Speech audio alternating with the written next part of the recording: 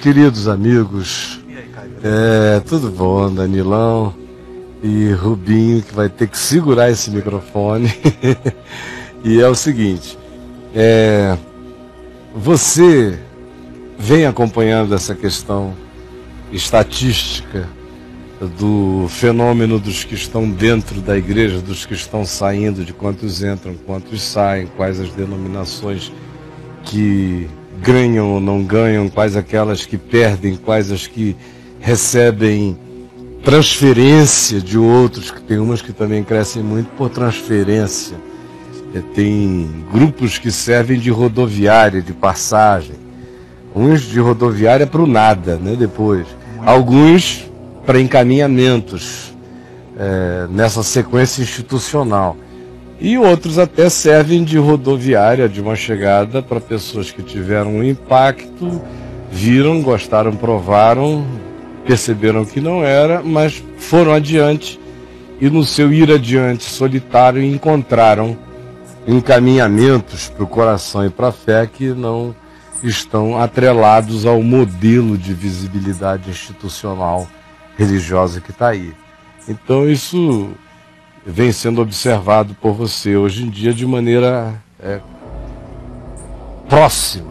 É verdade. Eu observei isso intensamente até uns 15 anos atrás. A EVB, inclusive, tinha uma parceria íntima com institutos de pesquisas dessa natureza no Brasil todo e, além da gente se servir dos dados do IBGE, tinha uma relação íntima com o ISER, Instituto Superior de Pesquisas da Religião.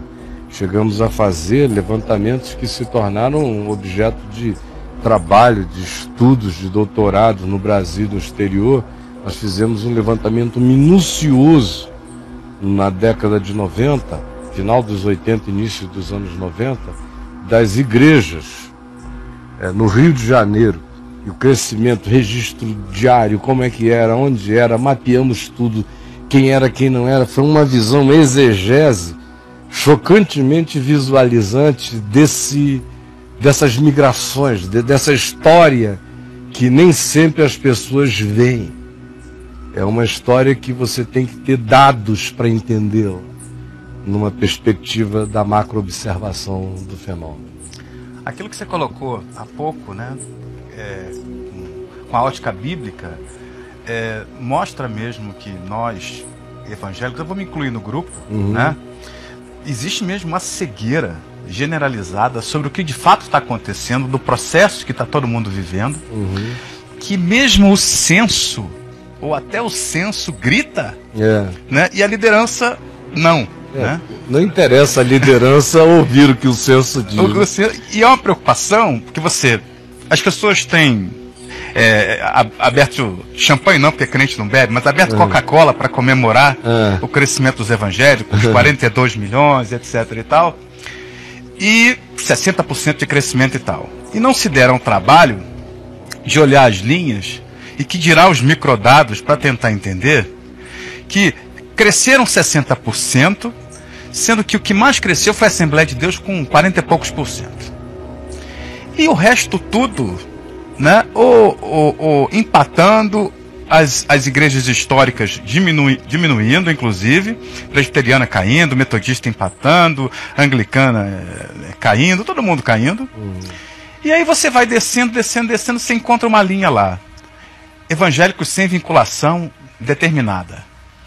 Cresceram de 1,2 mais ou menos do ano 2000 até agora, né, em 2010, cresceram 680%. Partiram de 1,2 milhão para mais de 9 milhões 280 alguma coisa. 680% de crescimento contra 42% da denominação que mais cresceu. Embora tenha crescido com câncer, né, com subdivisões e cismas, etc. Com metástases. O câncer já tem há muito tempo. Pois é. Mas era assim localizado, né? Agora é metástase. E todo mundo alegre, abrindo seus guaranás, né? Champanhe, né? Para comemorar. 40. Eu diria que isso é uma luz vermelha para um quiser uma cacetada divina na cabeça do cara. Olha isso. 42% a Assembleia cresceu de 2001 para cá. 2000 para cá. E você, os evangélicos como todos, 60%.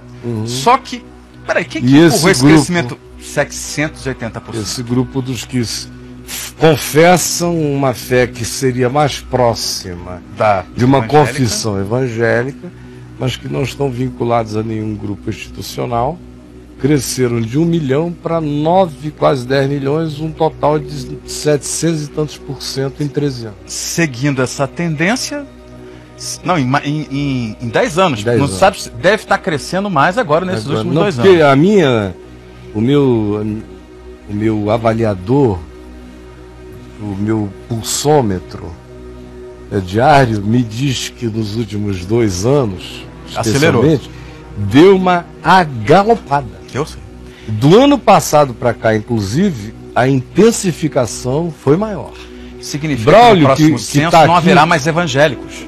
O Braulio que está aqui, que veio lá da casa dele, que não tem essa história, chegou aqui do nada, a única relação que o Braulio tem com o IBGE do Braulio é esse chat. Todo dia. Imagina como ele se tornou um dos caras no ambiente evangélico mais bem informado. É o estetoscópio do Brasil. O Braulio sabe, porque vai do pastor do grupo maior que escreve aqui a qualquer um outro contando a coisa mais íntima da vida. E o Braulio olha aqui, ele já teve perplexidades variadas, hoje em dia ele entende a alma. Já até diz, hoje está assim, ele vai dando o diagnóstico. Agora, uma coisa que eu vejo interessante na observação dele é que ele diz, Caio, mudou de novo o público. O público, porque a gente tem, claro, que quem chega aqui fazendo perguntas, vai fazer um tempo. Depois de um tempo ela continua assistindo, mas ela já tem menos perguntas a fazer. Ela tem soluções incorporadas, ela já achou seu caminho, ela está muito mais ouvindo, se alegra, ri, se atualiza, se informa. Mas tem um grupo que chega, e sempre quem chega, chega com aquela coisa ou angustiado, ou então chegou com muito ódio, porque falaram tão mal de mim que o cara veio por causa de raiva, então ele fica aqui agredindo. Com o Gerizá também, ele fica aqui agredindo, chama você, bota no inferno todo dia, te arrebenta e fica aí, mas não vai embora. E o Braulio vai fazendo as leituras. E as perguntas também mostram o nível de percepção de cada um. Não é? Então é um retrato que a gente atualiza todo dia.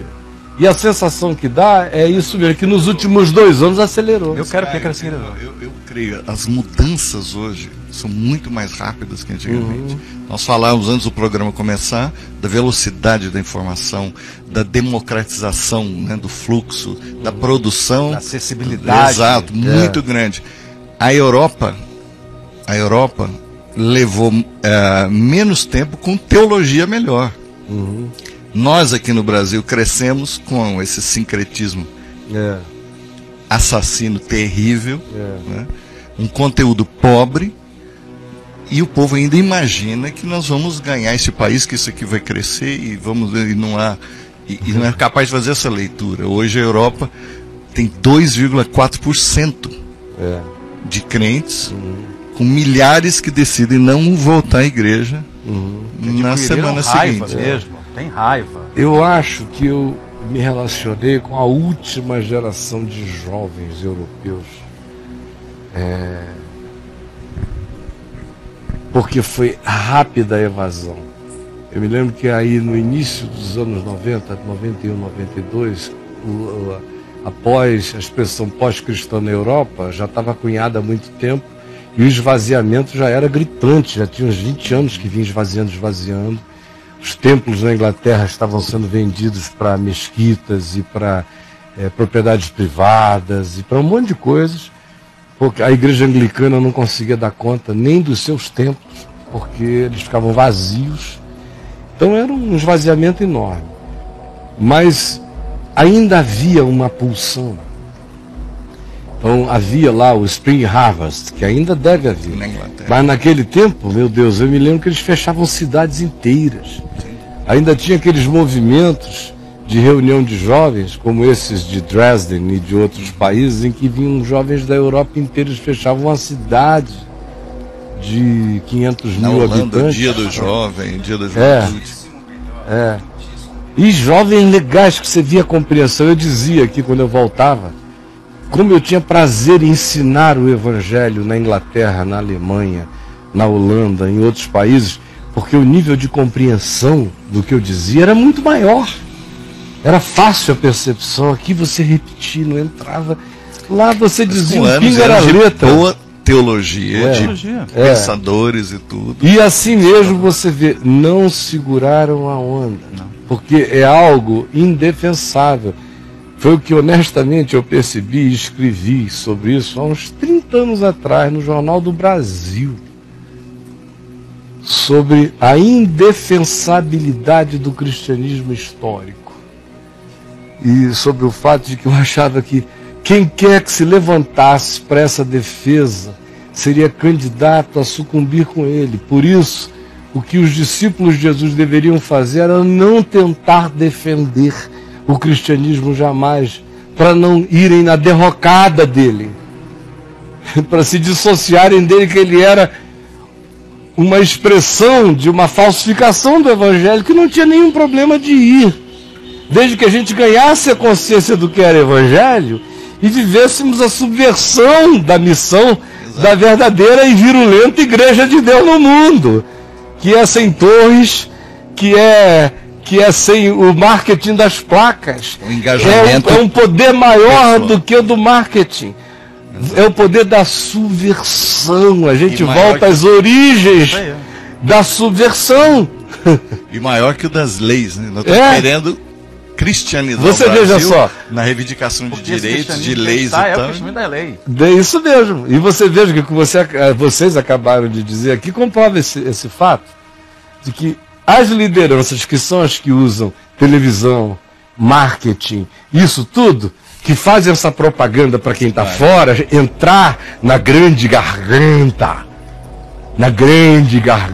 da porta da rua, onde Deus mora, na goela da gente. Venham aqui, Deus mora aqui, reino de Deus é aqui, entrem na minha garganta. Aí eles abrem com marketing, propaganda, televisão, discurso. Tá lá, falando. Nem se deram conta de que o que mais cresceu não foram eles, foram os não eles. Os não eles. Tá claro. Nem se deram conta do fenômeno. E você vê como a subversão é um marketing mais poderoso do que o marketing. Serão a esmagadora maioria, seguindo esse ritmo de crescimento, na Copa, se fosse possível medir, eu diria a você que já são 50% dos crentes. Uhum. E se seguir mais um ano e pouco, será a maioria. Agora, a taxa de crescimento, a diferença é brutal. O interessante nisso tudo é que não é gente que está caindo no nada, necessariamente. Não, tem tudo ali. É um grupo. Tem alguns que caíram no nada. Quanto é o grupo dos evangélicos também. Agora, é gente que caiu em pequenas comunhões. Pequenos grupos, gente que vai no café com donuts, no Starbucks, gente que se reúne em shopping, gente que vai 2, 3, 4 casas, apartamentos, churrascos de comunhão. Pequenos grupos vão sendo formados, a gente vê diariamente aqui o que se abre. É tanto pequeno grupo que eu tomei uma decisão aqui no Caminho da Graça. O Caminho da Graça, teoricamente, não abre mais grupo, além dos que já permitiu que fossem abertos. Daqui para frente, a gente não quer virar um outro monstro desse. Uma placa de e também daqui a pouco está com 4 mil grupos, 5 mil, 10 mil, e aí vira só nhenhenhenhenhen. Toma um tempo danado. Eu já vivi muito para saber que tudo vira uma porcaria se você quiser tocar no espírito de Nimrod. Com torres de Babel e concentração de poder, tudo se corrompe. Então, eu confio no Espírito Santo. Há um ano e pouco atrás eu falei para a moçada aqui do Caminho, eu falei, a gente não vai mais precisar abrir grupo nenhum, e só se for uma coisa muito especial. Do contrário, não. É melhor estimular todo dia esse espontaneísmo. que vai surgindo, vai acontecendo. Porque se tentar organizar, piora, não vai dar conta. O que é bom é tentar ajudar as pessoas a saberem quem ser, saberem o que dizer, saberem o que evangelho é, saberem o que significa andar com Jesus hoje. É só isso, o resto. Mas, Caio, isso elas vão encontrando o caminho. Isso vai tirar o nosso poder. Hã? Vai tirar o nosso poder como nosso, clero. Graças a Deus é o nosso teórico, né? Porque eu estou trabalhando todo dia para perder todo o poder. Eu digo aqui, olha, o meu negócio aqui é suicida. Tudo que eu proponho é que... Outro dia alguém falou, escuta, Caio, eu estou com um problema. Alguém não, tem milhares que dizem, mas semana passada uma senhorinha aqui falou, o meu problema aqui é que a minha vida mudou, tudo mudou, mas eu fiquei viciada na VMVTV, eu não faço mais nada, só vejo a VMVTV. Eu falei, então minha filha, pelo amor de Deus, para com isso. Desliga esse computador agora e vai fazer isso, que eu estou aqui para ajudar você a viver, não para criar uma outra dependência. Mas, Caio, você vê os sinais, você falou do Braulio lendo os e-mails que chegam e tal. Você reparou a virulência desses líderes aí televisivos, os telepregadores, com que estão pedindo dinheiro, desesperado, porque eles já estão sentindo no bolso. Eu fiquei sabendo. O Malafaia passou um e-mail marketing para milhões, dizendo, pare de ler esses blogs de internet, não sei o que tal, volte a colaborar, porque Jesus vai pesar a mão, é sério. O cara da bola de neve... Esse negócio de bola de neve é perigoso porque cresce. Aí cai na cabeça da gente. A mesma coisa, eles estão pé da vida. Avalanche pé da vida. Sim. Mas esses 9 milhões, eles são diversificados. Tem esse pessoal que você falou, tem aquele que virou evangélico simplesmente não praticante, é aquele que o pai e a mãe são evangélicos, então ele vai casar numa igreja evangélica, porque senão não vai ser abençoado e tal. Vai batizar um filho lá. Vai batizar um filho lá e não dá nada. Esses devem ser uns 4 milhões. E existe um grupo que são os desigrejados. E esses desigrejados, né, para falta de um termo melhor, nós temos uma parte desinstitucionalizados, digamos assim, seguem crendo em Jesus. Uma parte deles são circunstanciais. Que existe um grupo muito grande, a gente quer quantificar agora, que ele está assim, ele lambe as feridas, como você falou, como todos nós lambemos em algum momento. Você não, mas nem você, sei lá, você lambe feridas, não sei, mas enfim. Lambe as feridas até que chega uma hora que ele resolve fazer um grupo. Então aluga um salão de festa, convida os amigos, bota a VMVTV para assistir, ou bota outra coisa, sei lá o que ele faz, e começa a reunir. Daqui a pouco cria uma carteirinha, daqui a pouco cria um crachá e etc e tal, bota uma tabuleta, ainda que seja para botar e tirar no fim de semana e voltar e botar de novo. Ou seja, ele volta a se institucionalizar de alguma maneira e buscar uma nova forma. Maior ou menor. Mas existe um grupo que não, que nunca mais volta, segue com Jesus. Eu não sei o que fazem com sua vida. A gente conhece muitos, né? Eles estão aqui, muitos amigos e tudo mais. Que na VMVTV tá entupido, né? De maninhos queridos que só ficam em casa, assistindo ali com a família, no máximo alguns amigos. E eu são acho milhares, que isso que você colocou é que seria uma bela campanha da gente começar, de repente, a motivar essas pessoas a seguirem numa direção do reino. Mas é só isso que eu estou fazendo aqui todo dia. É dizer, gente, Jesus é assim, o Evangelho é assim, e vocês foram chamados para serem assim. E cada um tem o poder que Jesus disse que cada um teria, recebereis poder. Não foram eles, somos nós. Para vivermos assim. Isso é possível, isso é realizável, isso é factível, isso é experienciável. A prova disso é que eu vivo isso a minha vida inteira. Enquanto eu tenho estado dentro de camadas e camadas e camadas, macrocamadas de visibilidade, eu sempre distingui qual era a minha igreja. Eu sempre tive a minha igreja. A minha igreja nunca foi uma denominação, sempre foi um grupo de irmãos. A minha comunhão, aquela comunhão para a qual você baixa a cabeça, você ouve conselhos, você pede disciplina, pede que te ajudem, que sejam companheiros de jugo. Isso só pode acontecer num ambiente de verdade visceral. Sim, porque somos chamados a viver, somos chamados a uma santidade direcionada ao outro. No ambiente do Espírito do Novo Testamento, da mutualidade de uns aos outros.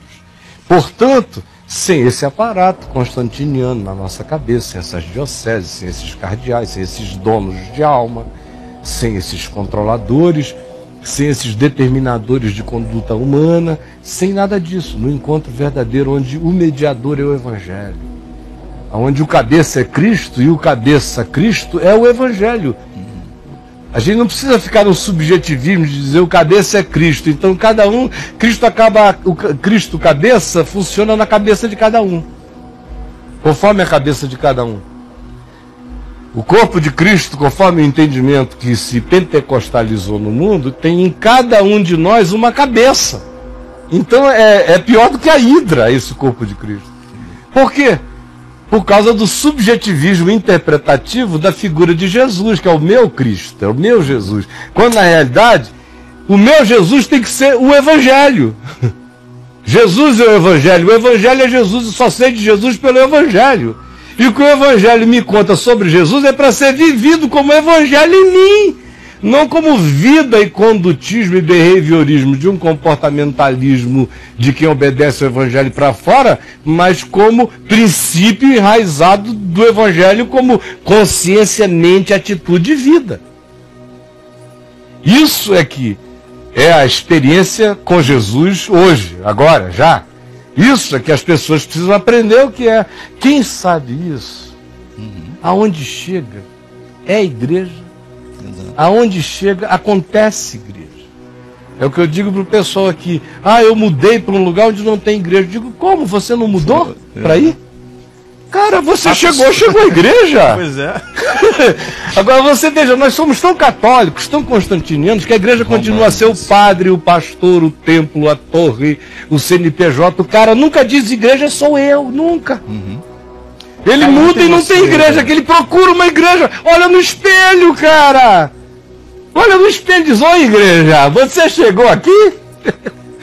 E reúne com mais um. Com mais um, pronto, dois, já começou a multidão. Começou. Ontem você falou uma coisa sobre a necessidade que as pessoas têm de manter uma relação de barganha com Deus, por não, digamos assim, engolirem ou entenderem ou digerirem o processo da graça.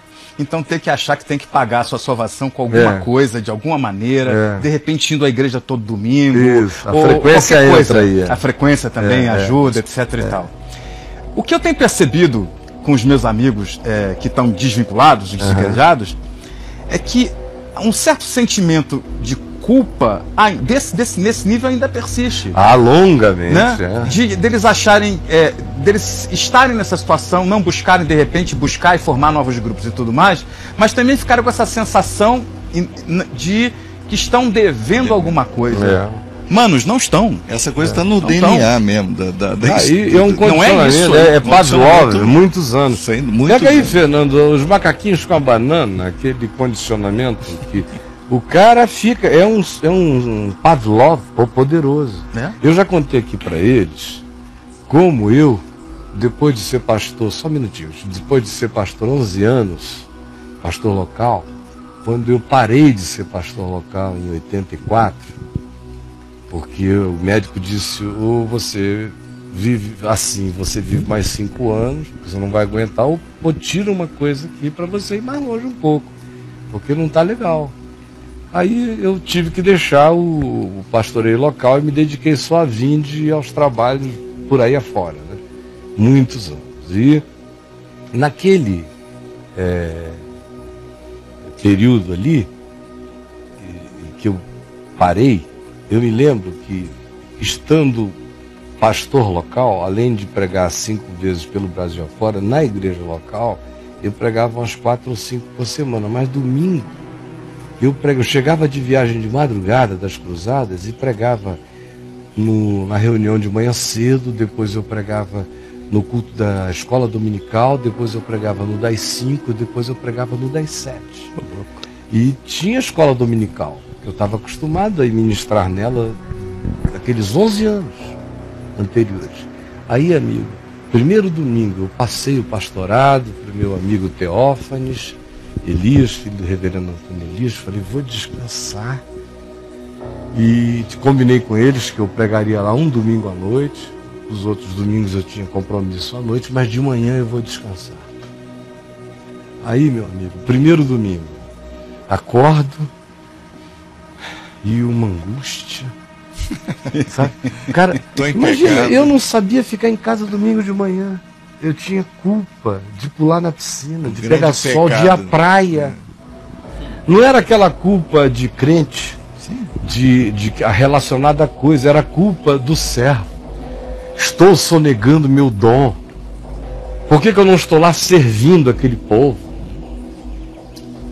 Será que eu estou ficando egoísta? Reservei agora domingo de manhã para cuidar de mim?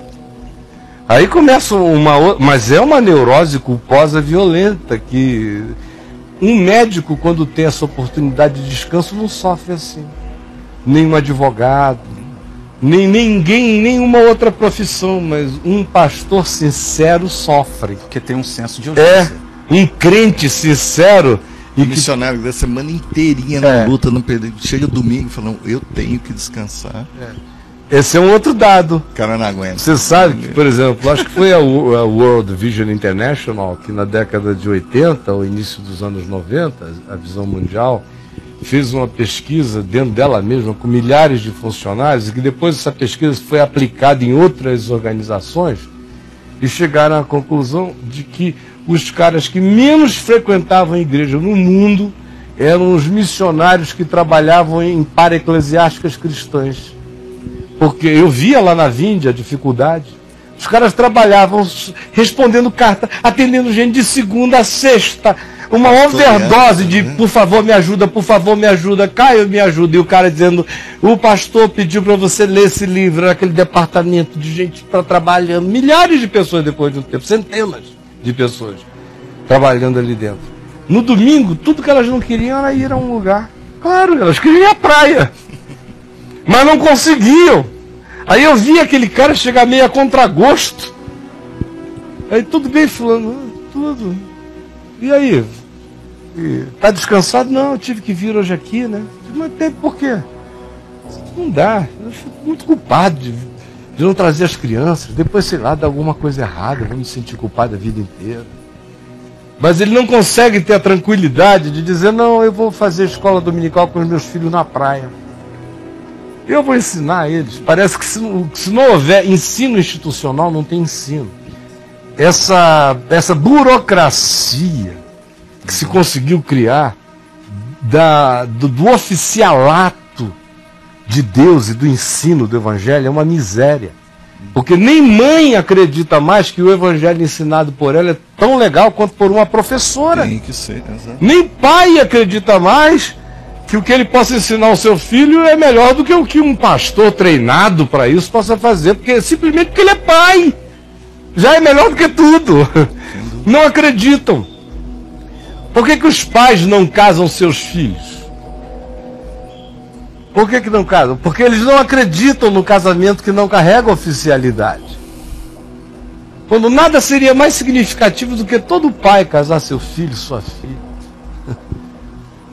A oficialidade é poderosa, ela lateja no subconsciente da gente com essa culpa neurótica, aflitiva.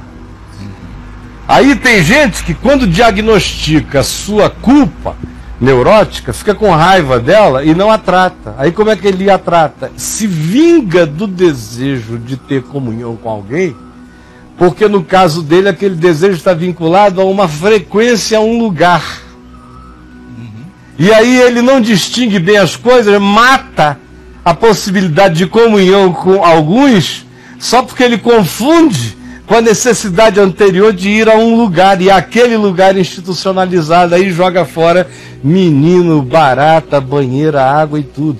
A falta desse autoconhecimento também. Que bom seria que ele fosse também e fosse feliz. Como eu digo também, para essa moçada aqui, acho lindo que vá. Para o pessoal que está liberto, assim, e agora o que é que eu faço? Eu digo, ela faça como Jesus, como Paulo. Jesus ele acreditava, mais do que ninguém, foi ele que ensinou pra gente, que não se põe remendo de pano novo em vestes velhos. Nem vinhos novos em odres novos, em odres velhos, senão arrebentaria tudo. Mas todo sábado ele ia à sinagoga, que tivesse perto da casa dele. A sinagoga era o próprio odre velho. Era veste velho, ele ia. O pessoal arrebentava e expulsava ele de lá. Mas ele passava, eles existem, tem gente lá. Tem. E tem gente que não sabe, tem gente que não entendeu, ou tem gente que sabe e tem medo de saber, luta contra o que sabe, mas está em angústia, está em conflito. Então, já que você está liberto, fique livre para passar, para dizer oi. É tão mais fácil quando você não tem nada agarrando você. Só olhares maldosos, assim, o que esse desgraçado está fazendo hoje aqui? Eu creio que numa situação como essa, coisas poderosas... Poderosas, se esse povo todo começar a invadir, pro bem, sem faixa, sem mostrar os peitos, sabe?